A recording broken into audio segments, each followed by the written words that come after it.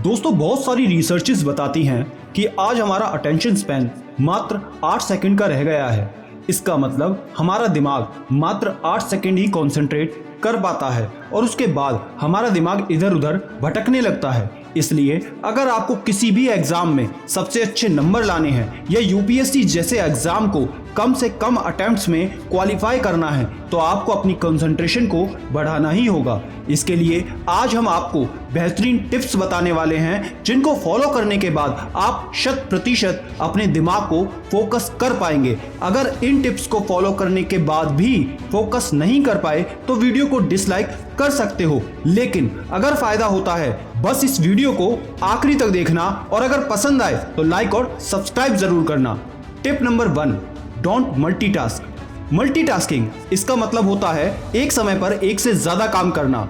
समय को यूटिलाइज करना अलग बात होती है, लेकिन मल्टीटास्किंग आपकी प्रोडक्टिविटी को हमेशा कम करती है। अगर एग्जैक्टली बोलूं तो एक रिसर्च के मुताबिक आपकी प्रोडक्टिविटी लगभग 40% तक इसके कारण कम हो सकती है। इसलिए अगर आपको दिमाग को कंसंट्रेट करना है तो सबसे पहले do one thing at a time, यानी आपको एक समय पर सिर्फ एक ही काम करना है। सिंपल सी बात है दोस्त, अगर आप किताब पढ़ रहे हो तो उस समय सिर्फ किताब पढ़ो, लैपटॉप चला रहे हो तो वही चलाओ, मोबाइल चला रहे हो तो मोबाइल चलाओ, लेकिन सामने लैपटॉप रखकर एक हाथ में किताब और दूसरे हाथ में मोबाइल चलाते हुए अगर आप पढ़ने की नाकाम कोशिश करोगे तो तीनों में से एक भी काम ढंग से होने वाला नहीं है। Just focus on one thing at a time. दोस्तों, पढ़ाई में फोकस करने के साथ ही जरूरी होता है टेस्ट पे फोकस देना। अगर तैयारी करना बीज है, पढ़ाई करना पेड़, तो टेस्ट देना उसके फल हैं। जितने भी यूपीएससी टॉपर हैं, चाहे कनिष्क कटारिया सर हो, श्रुति शर्मा मैम हो, टीना डाबी मैम हो, सभी एक बात कहते हैं कि उनका सबसे ज्यादा फोकस रहा टेस्ट देने पे।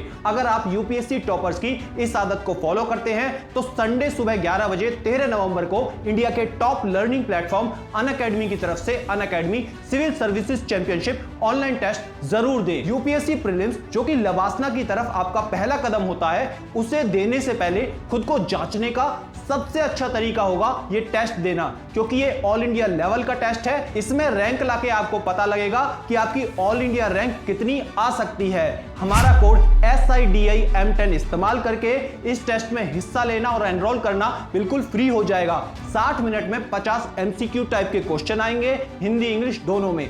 सबसे अच्छी बात, अगर आपकी अच्छी खासी रैंक आती है तो आपको मिलेगा मौका IAS ऑफिसर से मिलने का, और तो और 40 करोड़ की धनराशि में से स्कॉलरशिप जीतने का मौका।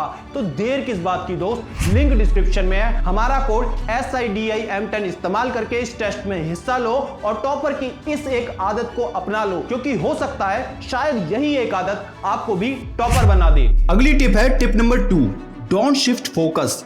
दोस्तों, अक्सर हम लोग ऐसा करते हैं कि हम कोई एक काम करते हैं और वो खत्म नहीं हो पाता और हमारा ध्यान दूसरे काम पर शिफ्ट हो जाता है पहले काम को करते हुए।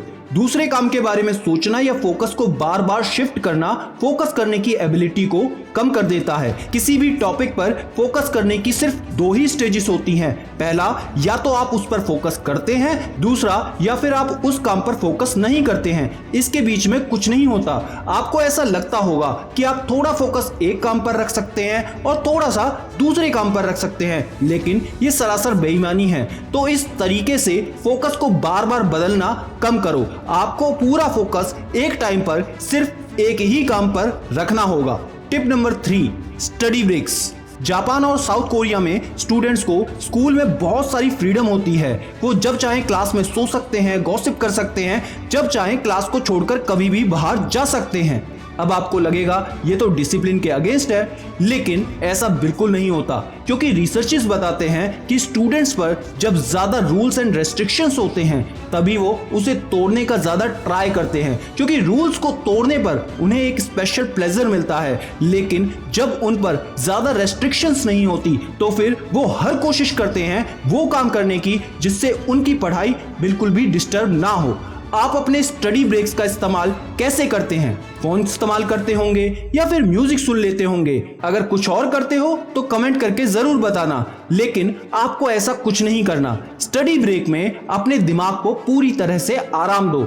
ऐसी कोई एक्टिविटी करो जिससे आपके दिमाग को रेस्ट मिल सके, क्योंकि पढ़ाई करने में हमारी बहुत सारी मेंटल एनर्जी खर्च होती है। तो स्टडी ब्रेक को सिर्फ एक ब्रेक की तरह ही इस्तेमाल करें। Tip number 4, small task. दोस्तों, अक्सर हम हमेशा ऐसा करते हैं कि जो बड़े टास्क हैं या दिन के जो ज़रूरी काम होते हैं हम उनको ज़्यादा इंपॉर्टेंस देते हैं, और जो छोटे टास्क होते हैं अक्सर उनको हम इग्नोर कर देते हैं या फिर नेग्लेक्ट करते हैं। लेकिन इस टेक्निक में ऐसा नहीं करना है।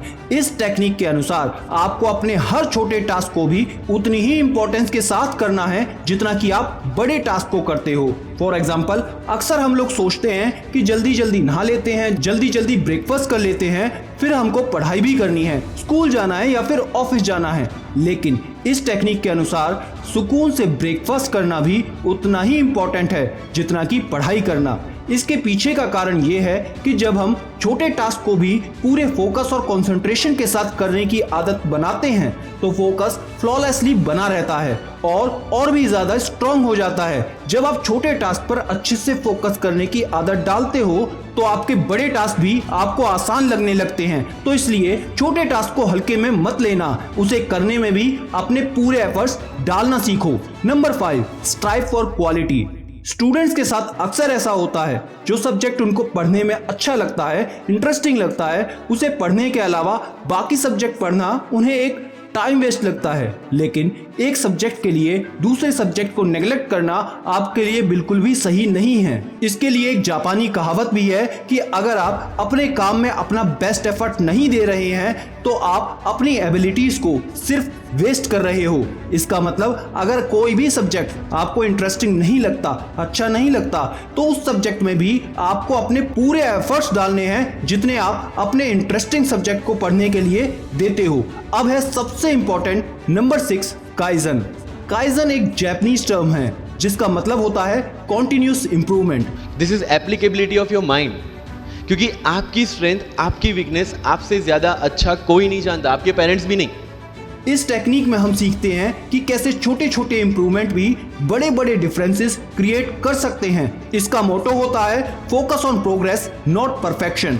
अगर आपका भी कोई बड़ा एम है तो उसे छोटे छोटे गोल्स में डिवाइड करके उसकी प्रोग्रेस को चेक करते रहो। माइंडसेट को बदलो, खुद को बताओ slow progress is also a progress. यहाँ कोई फिक्स रूल नहीं होता, अपने रूल खुद बनाए जाते हैं और उनको फॉलो करने की आदत भी खुद डाली जाती है।